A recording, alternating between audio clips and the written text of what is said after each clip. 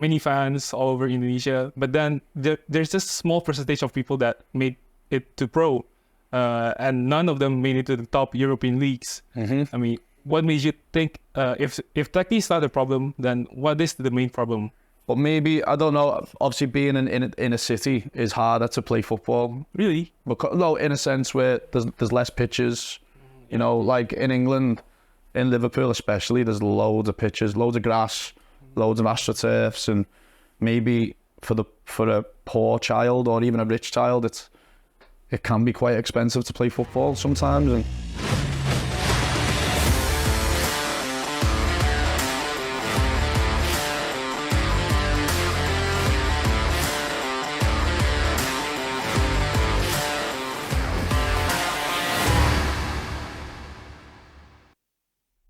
Hola and welcome to Hair Channel. Perkenalkan, saya Calvin. Saya akan menjadi host kalian pada hari ini.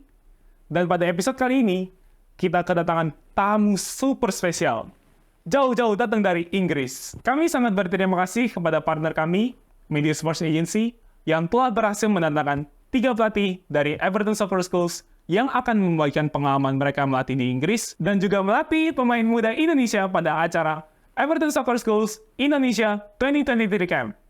Tanpa lama-lama lagi, kita mengundang tamu pertama kita, Coach Jamie. thank you for having me. Yeah, nice to meet you. Yeah, you too. Okay. All right. How you been? Yeah, good. Obviously, coming to the end of my trip now in Indonesia. First time I've ever been to Asia. I see. Obviously, a lot different to England and what we're used to, and I think for me personally, it's been, you know, a welcome change.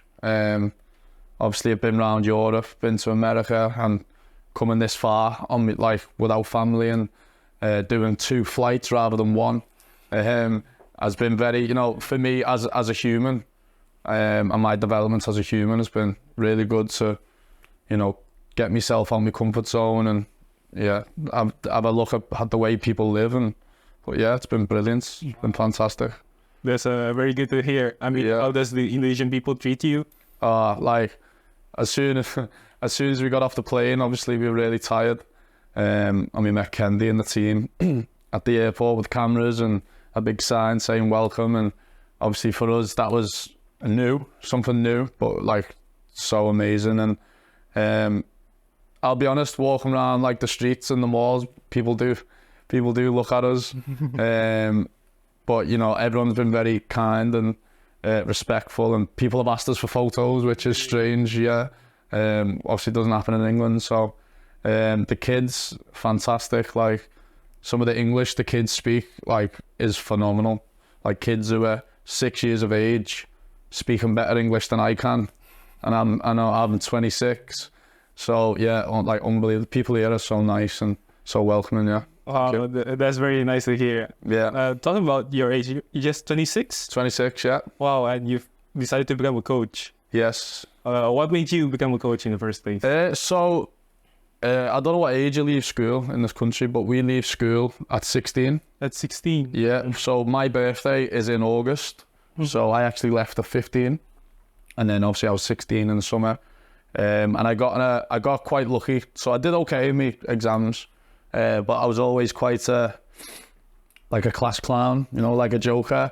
But obviously loved sport, loved football, played cricket, like all sports in school, used to love. A big, massive Everton fan. Like used to go all the games. Always loved like my idols like Wayne Rooney, Arteta, Tim Cahill, you know.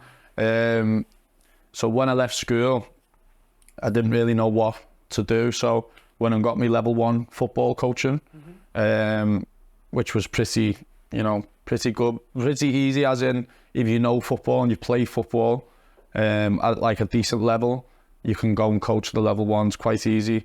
And then I ended up getting really, really lucky and got an apprenticeship at another club called Wigan Athletic. Don't know if you've heard of them. Yeah. So Wigan Athletic won the FA Cup in the first month I joined.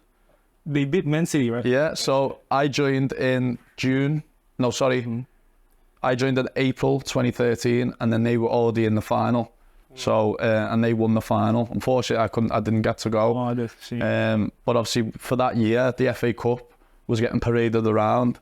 And like I got photos that I'll show you afterwards. I got photos of the FA Cup, and so I started coaching in primary schools, so like younger kids, learning off of the coaches, and then I ended up doing a degree, a coaching degree, with the University of South Wales in Cardiff.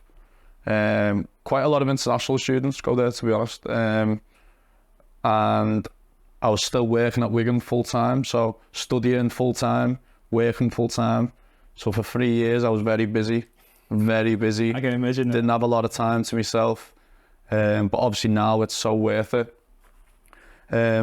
Obviously got me back, and it ended up getting me level 2 football, which is a UEFA C, which means in England you can be paid to coach on your own. Yeah. So if you have level 1, you can assist. If you have level 2, you can, go on your own basically, and as long as you have all the checks.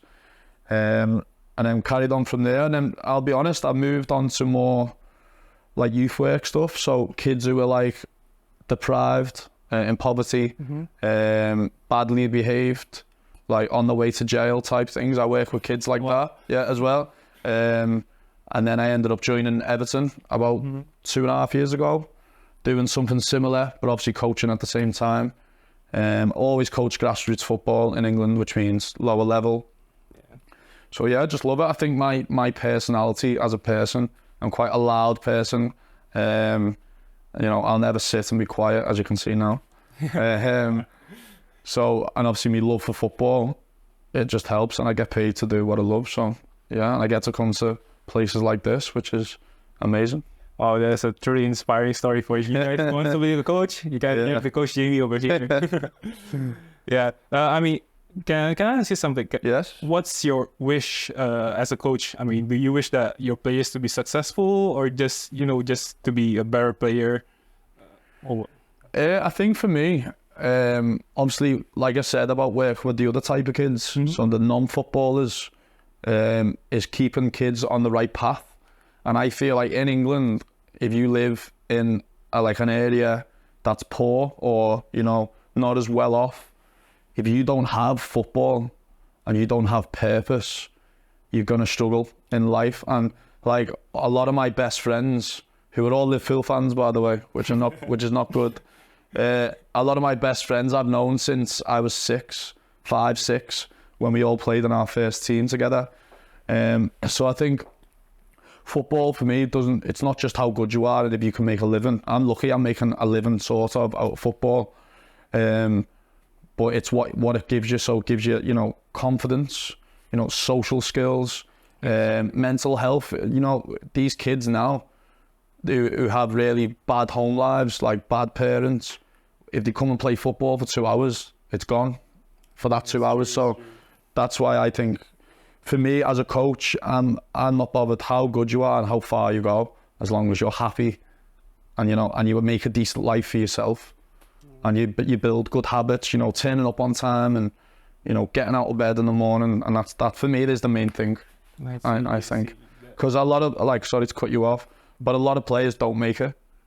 So it's what you do with the players that get let go at 16. So that now what? So a lot of players become coaches, which is brilliant. I think the FA now in England are doing a lot more to help kids who do get released to, get them into careers, get them into university. So yeah, as long as the kids are happy, I'm happy. I'm a happy man. Well, that's for okay. Now, what made you come to Indonesia in the first place? So yeah, Indonesia, obviously. I haven't done a lot of these trips, so the lads downstairs can tell you more. So I'm full-time at Everton in a different type of role. But this opportunity came up and I got really lucky. I'll be honest, got really lucky to get on it. But obviously being well thought of at the club and, being liked and things, like being able to speak to people got me involved. And I only found out actually 3 weeks before we came that I was able to come. And I was still, even till the day I got on the plane, I was like, nah, it won't happen, or I won't end up going. Because I just couldn't believe what a good opportunity it was. And obviously I bit the hand off straight away. I was happy to go. And obviously meeting Kendi and the team and Medio Sports, it's like, all we have had to do is come here and coach, which for us is amazing. So like at home, if we do things like this, we might take the kids with us, which is a lot more stress. But just being able to come here, you know, coach, do what we're good at, and then everyone else take care of everything else has been, you know, amazing. It made life so much easier, yeah. It's very good to hear. Yeah. Could you share some memorable moments or success stories from your time coaching in Indonesia? Indonesia, yeah. So I think we had a conversation downstairs, obviously off camera, about how individual some of the kids are. And we noticed that straight away. So don't get me wrong, it's not a bad thing. Being able to dribble, being able to do skill is great. But if you can't do it in a team game, you're never going to make it, are you? So I think from day 1 to 2, you know, the topics we were doing, like passing and receiving, running with the ball. The first session I actually did was with the really young kids. And obviously there was a bit of a language barrier with some. So I was using, as a dribbling session or close control, was using like traffic lights. So like red means stop, green means go. All about like getting your head up. So I was saying, if you're driving a car, would you drive with your head at the floor? And they're looking at me going, coach, no. And I'm like, well, why? Why not? And they're like, because you will crash. So I was like, so would you dribble with your head down? And they're like, no, but they do. So now they know sort of why. So I was trying to find ways to get information through to them without just saying it. So they think, oh yeah, red means stop, green means go. But as coming on to your question, getting into the team games towards the end of the week was much better after the first couple of days, I feel, because we were saying to the kids, like, you need to be in space, you need to do this, you can't shoot from here. How many goals are scored in your own half? Not many in the professional game. So yeah, I think there has been definitely improvements as the days have gone on, which is brilliant. That's a very good to hear. So basically what you're saying, that the camp success on improving the players. Yeah. So I think the things that we've improved on, maybe obviously technically, but is like the English way of, you know, there's ways of winning. So like Mourinho, obviously, you know, Jose Mourinho, he like dirty tactics. We're not saying that, but it's like being clever. Like I told the kid before, so corner was coming in. And in England, so when I play football, I will always stand on the keeper so we can't see. And I'll do all this and like maybe like pinch him, you know, like as a joke. But the kids don't do that. And I was like, why? You're allowed. It's not illegal. And then you're seeing kids like click on and go, well, yeah, that makes sense. Because if the ball's got to go in that goal, it's got to go past the keeper. So if he's not there, it makes it easier. So it's little things like that I think they'll pick up more than the technical aspect, because they get coached there by brilliant coaches. So it's learning the little game management tools and how to carry yourself on a pitch and things like that. Yeah. So what you're basically saying is that the kids actually have a good techniques on the ball. Yeah. But the question is, what do you think? What made you think that Indonesian kids, many fans all over Indonesia, but then there's just a small percentage of people that made it to pro, and none of them made it to the top European leagues. I mean, what made you think, if technique is not the problem, then what is the main problem? Good question. Maybe with Jakarta being so far from Europe, maybe could be a factor. But obviously you see players come from Asia like Son Heung-min and Kim Mi-jae, you know, Keshi Honda, players like that, good players.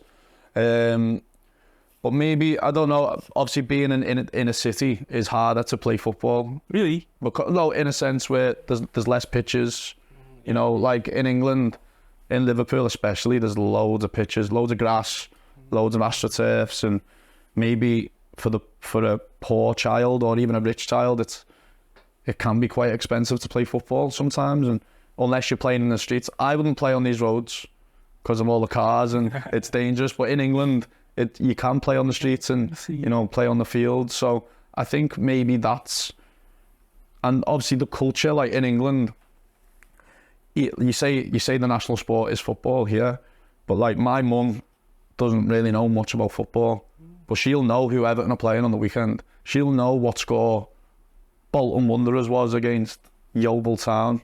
So it's like ingrained in our society. So when football stops, everyone's like, well, what do we do on the weekend? You know what I mean? So this time of year now, like I'd be playing a lot of golf just to keep busy. But I think maybe it could be a culture thing. Maybe the weather. You know, like I'll be honest, coaching for us this week has been tough, especially in the morning because it's been so hot. Like I'm telling a kid to sprint and he's probably looking at me going, come on, mate. And you've seen how hot it is. So I do appreciate how hot it actually is. And the thing I learned coming here, actually, I didn't know. So in England, in the winter, our time goes backwards. So we lose an hour. Okay. So it goes dark early. And then now it goes dark about 9 o'clock, 10 o'clock. Okay. So that's not a thing here, is it? Which I didn't know. I thought everyone had that. No, actually. Yeah, so obviously we in the summertime, I remember summers as a kid. I used to go and play football till like 9 o'clock at night. We're here, you probably finish school at what, 4, 3? 2, actually. 2, and then you've got 3 hours of sunlight. It's not a lot, is it? As much as, so, yeah. And obviously, you just got to play as much as you can. Like football, I think you can be taught a lot, but naturally, if you don't have it in you to do it, I think it's hard, it's a struggle. You look at Messi, Ronaldo's worked a lot harder than Messi, probably, to get where he is, but he's a freak, isn't he? Yeah, true. He's a specimen. Yeah, and it's hard to dedicate yourself, you know. So, yeah. I see. All right, so we're approaching the end of this section here. Okay. So for the last question, what is your wish for Indonesian players who wants to become a professional player? Well, I'll be really honest. I didn't know national sport was football. I'll be honest, which is good because I love football. A lot of the kids I've met this week, you know, they're such nice kids, like come from really nice families, and I'd love to see football really take off. Like I can't wait to see that day where there's an Indonesian player in the championship or like the Premier League. Like, come on, that'd be amazing. But I think the biggest advice I would give is just work with what you've got.